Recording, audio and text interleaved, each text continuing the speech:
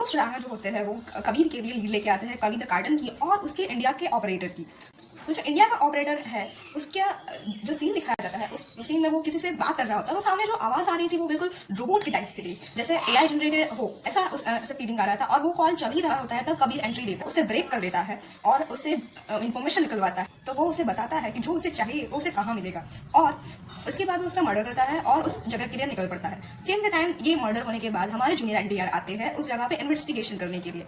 And जो काव्या लुथरा है यानी कि आशुतोष राणा की बेटी, उन्हें एक असाइनमेंट दिया जाता है उसी जगह के लिए जहाँ पे कबीर जा रहा है। कबीर वहां पे पहुंचते ही छानबीन करने लग जाते हैं कि ये काव्या वहां पे कबीर को देखती है एंड मेरे हिसाब से आवन जावन वाला सॉन्ग यहाँ पे डालना चाहिए। और एंड में जो मूवी में भी सीन दिखाया गया है कि वो उन्हें एक रिंग से प्रपोज करती है जो असली बुलेट से बनी हुई होती है, लेकिन कबीर मना कर देता है। फिर भी काव्या इंसिस्ट करती है कि वो रिंग उसके पास ही रहनी चाहिए क्योंकि वो एक बॉडी के लिए बनी होती है।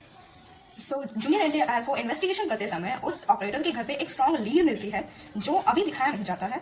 और अभी उस जगह पर जाता है और वहां पर उसे जो इन्फॉर्मेशन मिलती है वो सिर्फ एक स्टेप है कली गार्डन की द्वारा। कुछ ऐसा है कि इंडिया में जो भूटान से चीजें एक्सपोर्ट हो रही है वो पूरा रास्ता तोड़ दिया जाएगा और उसके लिए एक जबरदस्त प्लानिंग की गई है। और कबीर ये जानते ही वो रास्ते के लिए निकल पड़ता है। मीनवाइल वो रोबोट वाली आवाज उन कली गार्डन के बाकी लोगों से बात करती है कि हमें अपने अगले प्लान के लिए और सटीक रहना होगा और कहते हैं कि I will observe this personally.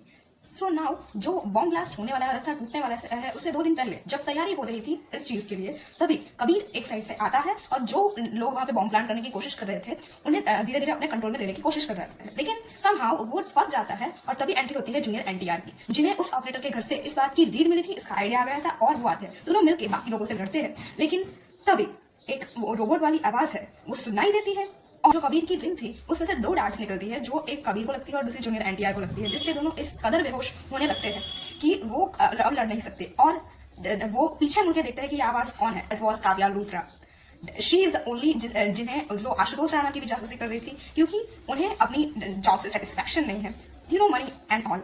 And उसी वजह से वो कबीर के पीछे जानबूझ के गई थी, वो कंसाइनमेंट लेकर और उन्हें ये रिंग देकर आई थी। और वो उन्हें कली गार्डन की असली चाल के बारे में बताते हैं, जिसमें उस भूटान का रोड टूटने के बाद जो प्रधानमंत्री है उन्हें, हमारे देश के प्रधानमंत्री, उन्हें भूटान जाकर कुछ मंत्रणा करनी पड़ती थी भूटान के जो गवर्नरीज है उनके साथ। और इसी दौरान द कली गार्डन एक नया ब्लास्ट करेगी जिसके बाद चाइना भूटान को टेक ओवर कर लेगी और हमारे देश में एक नया प्राइम मिनिस्टर आएगा जो कि इंडिया को टेक ओवर कर लेगा और कली गार्डन को हेल्प करेगा। और इस सब में काव्या लुथरा पे होगी पैसों की बारिश जो उसे हमेशा से चाहिए थी।